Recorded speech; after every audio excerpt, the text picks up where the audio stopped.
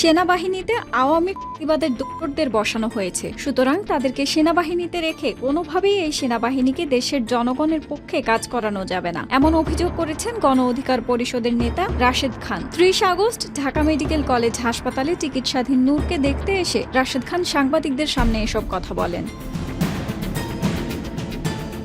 সেনাবাহিনীতে থাকা ফ্যাসিবাদের দোসরদের নাম প্রকাশ এবং তাদের চাকরি করতে সেনাপ্রধানের প্রতি আহ্বান জানান রাশেদ খান। এছাড়া এই ঘটনার দায় নিয়ে স্বরাষ্ট্র উপদেষ্টাকে পদত্যাগ করতে হবে বলেও মন্তব্য করেন দলের সাধারণ সম্পাদক রাশেদ খান। তিনি সরাসরি অভিযোগ করে বলেন, নূরের ওপর হামলা করেছে সেনাবাহিনী ও পুলিশ। সেনাবাহিনী নূরের বুকে খোঁচা দিয়েছে। এটি কি ধরনের তৎপরতা? তিনি আরও জানান, নূরের অবস্থা আশঙ্কামুক্ত নয়, তার চিকিৎসার জন্য দেশের বাইরে নেওয়ার প্রয়োজন হতে পারে।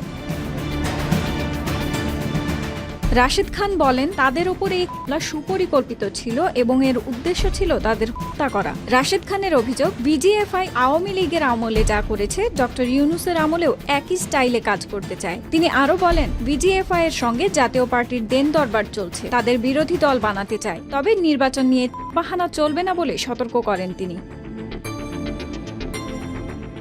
স্বরাষ্ট্র উপদেষ্টাকে উদ্দেশ্য করে রাশেদ বলেন, এই ঘটনার পেছনে আপনার নির্দেশনা আছে কিনা তা আমরা জানতে চাই। দায় না থাকলে আপনার অবস্থান স্পষ্ট করতে হবে। আপনি চুপ থাকলে আমরা ধরে নেব এই ঘটনার সঙ্গে আপনিও জড়িত। এই গণ অধিকার পরিষদের নেতা দিয়ে বলেন, আপনি আইন শৃঙ্খলা নিয়ন্ত্রণ করতে পারছেন না। গতকালের পর থেকে আপনি এই পদে থাকতে পারেন না। আমরা আপনার পদত্যাগ দাবি করছি।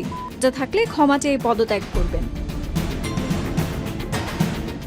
রাশেদ খান জানান, তারা দলের পক্ষ থেকে আলোচনা করে এ ঘটনার বিষয়ে আইনি পদক্ষেপ নেওয়ার সিদ্ধান্ত নেবেন। গণ অধিকার পরিষদ সেনাবাহিনী ও পুলিশের নামে করতে চান বলেও জানান দলটির এই নেতা।